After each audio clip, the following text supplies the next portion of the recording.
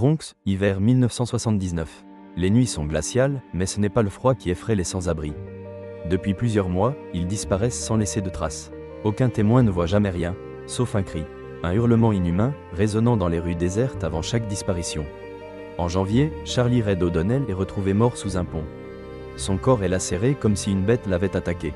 Les rumeurs parlent d'une créature cachée dans l'ombre, traquant ses proies sans laisser d'indices. 40 ans plus tard, l'affaire est rouverte. Grâce à l'ADN retrouvé sur une scène de crime, une vérité glaçante émerge. La bête du Bronx était un homme. Son nom, Elijah Gaines, un ancien patient d'asile, évadé en 1977.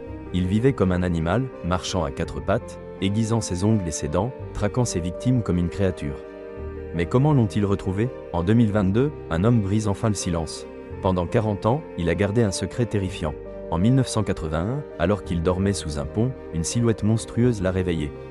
Gaines était là, le dominant, prêt à frapper. Mais ce qui l'a glacé, ce n'est pas son apparence. C'est ce qu'il a dit.